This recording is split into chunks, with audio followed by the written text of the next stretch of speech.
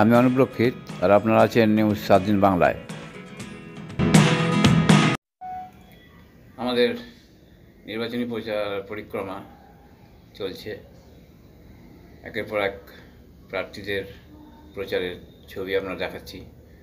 আজকে এসেছি আমরা দক্ষিণ কলকাতা প্রার্থী বামফ্রন্ট মনোনীত সিপিআইএমের সায়রা শাহ আলিম।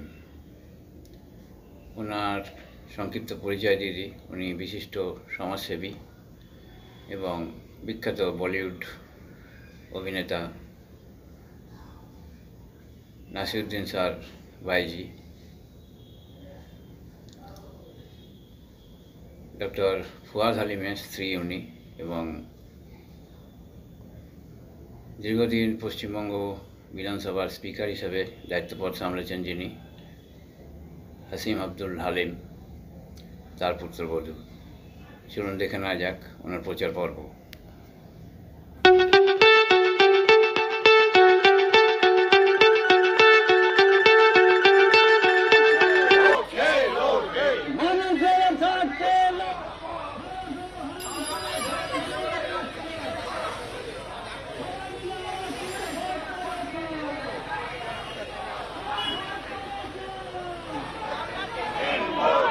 মানুষের পরিবর্তন চায়, দুর্নীতি চলছে আপনি দেখছেন, সাম্প্রদায়িকতা শাসন করছেন, মানুষের উন্নতি চায়, আর কিছু নাই চায়।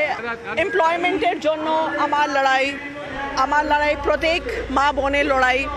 তো মানুষের একটা অনেস্ট ক্যান্ডিডেট চায়, educated candidate chai, and I'm very confident that people will like my candidature and overturn Trinamool Congress's rule here, because they want an alternative this time.